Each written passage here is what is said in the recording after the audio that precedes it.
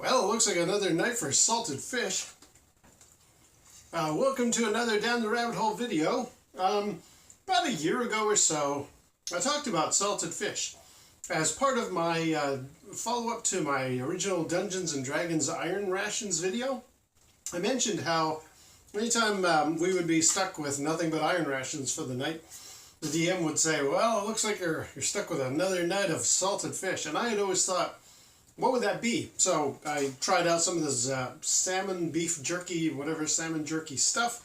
Also had a couple of other types of salted fish.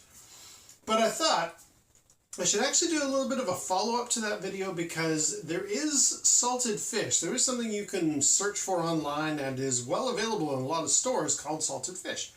It's not this, and I talked about that in the video. Thought I'd, maybe address what is salted fish, the real stuff. Because it is used by, or was used historically for carrying around some protein, and it was used by various travelers and soldiers and that kind of stuff. But I kind of dismissed it as part of the Iron Rations video because I thought the way real salted fish works, not this beef jerky stuff, actual salted fish is usually carried around in caskets or little barrels or whatever, completely covered in salt. That's why you can carry it around with you, no problem. I believe in colonial times it was used a lot by soldiers. And, okay, well, how do you prepare something that's completely drenched in salt?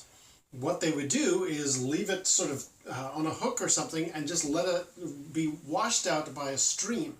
Or they would leave it in a pot overnight. And that's actually what I'm going to be doing. I have here some actual salted fish, the type you get in your grocery store. This is shoal water boned salt cod. And it says quite clearly on here, keep cool and soak in water overnight before cooking. So I'm going to do that. I'm going to just put it in a pot here and let it soak. I think I might actually swap out the water before I go to bed. And maybe again in the morning so that as much salt is kind of removed as possible. And then we're going to make a fish pie with it. And I'm going to be curious to see what salted fish tastes like after it's been, I hope, properly treated. And is it going to be saltier than a normal fish pie that I've had? I guess we'll find out. So yeah, let's soak this guy and see what happens. Alright, I'm not too sure how much of this stuff to use. In one bag it looks like we got 3 solid pieces of cod in there. So in case this isn't quite enough to make a fish pie, we got 2 packs here. So I'm going to open it up and yeah, get it in that water. I think that's about full there.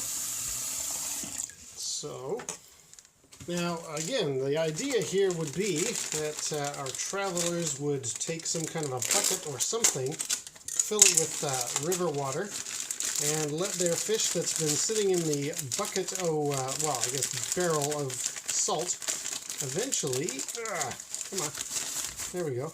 So that's what it looks like. Oh yeah, it is. It is actually flaked with salt. There's tons of salt on there. Wow. I don't know if you can see, it's almost like frost on my fingers. That's all salt.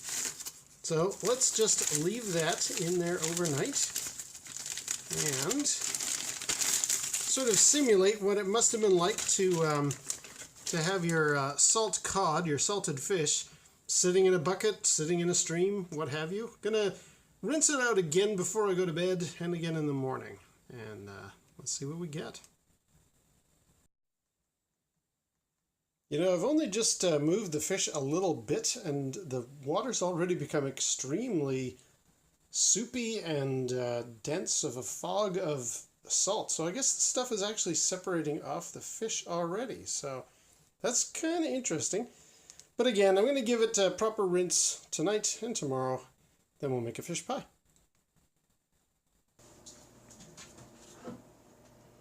Alright, so the fish has now been sitting for overnight. I rinsed it a couple times as mentioned already. So we're going to drain that out, but we're also going to make a fish pie. And let's start that off by just putting some milk in a pan. Start the heat on that one. Get some sliced onions next.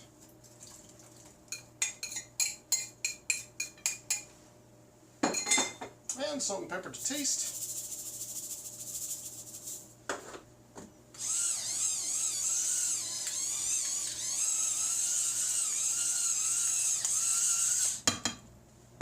And 2 bay leaves.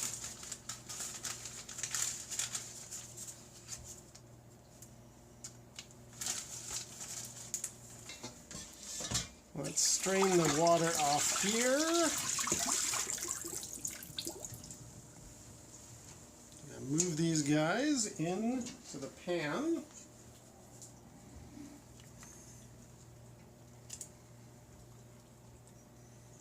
Ooh, those are some big pieces.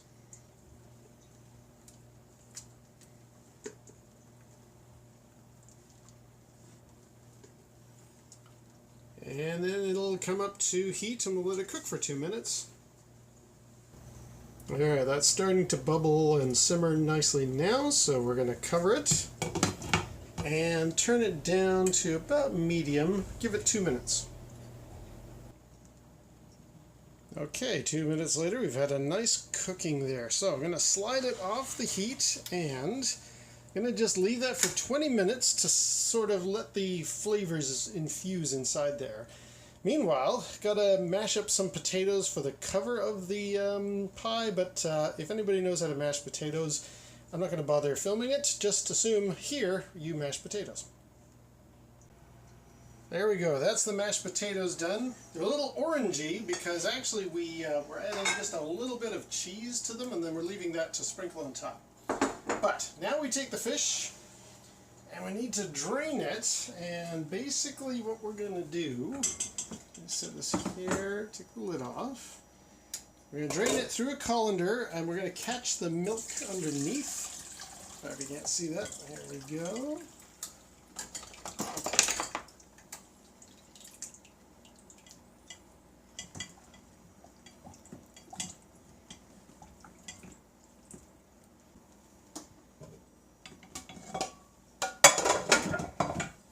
Set the fish off to drain a little more in the sink. And I want to keep the milk because we're actually going to turn that into a sauce. So first of all, let's just pour that into this jug.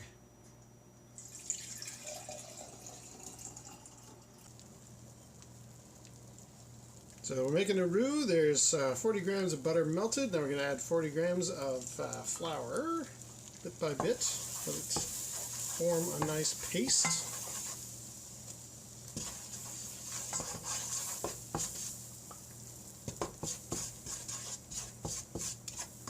Almost like chewing gum, really.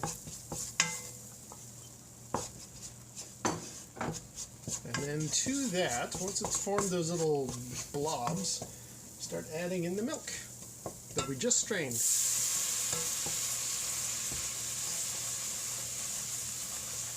Basically what we're aiming for here is to make a sauce.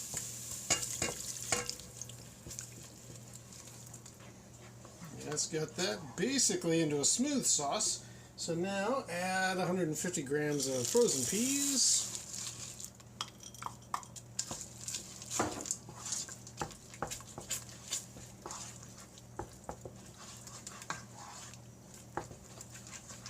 And a bit more salt and pepper.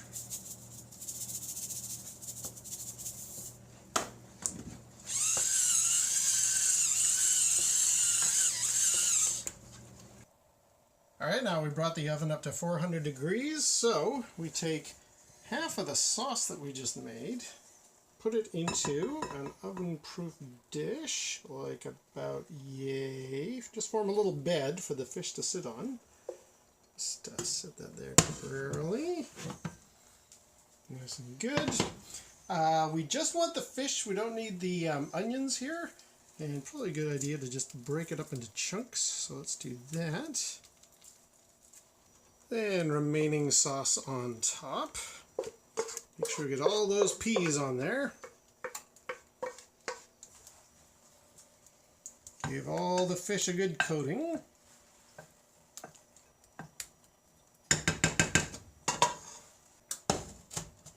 And finally, we spoon the mashed potatoes for the top layer. And then we're going to essentially Give it a little coating of the remaining cheese just so that it acts as a nice little crispy kind of a layer on top. And we're going to bake, I think, for 20-25 minutes. Cheese on top. We'll give it a nice crispy coating. Into the oven, 400 degrees for 25 minutes.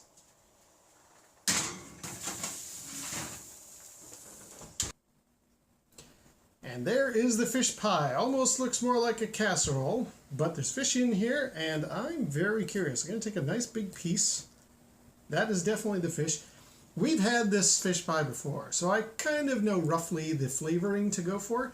What I'm thinking is going to happen when I chew down on a piece of this fish, it's going to be extremely salty, or maybe not. This is sort of what I'm curious about. The practicality of this salted fish, at least for D&D iron rations and stuff, not really workable. Who's going to carry a bunch of fish in a big barrel and then rinse it out? You're always on the go in a Dungeons and Dragons adventure, so I think my previous video with like the little strips of salmon jerky and stuff, that's more what I have in mind when the DM used to mention salted fish. But let's try what real genuine salt cod and salted fish tastes like here. Bottoms up.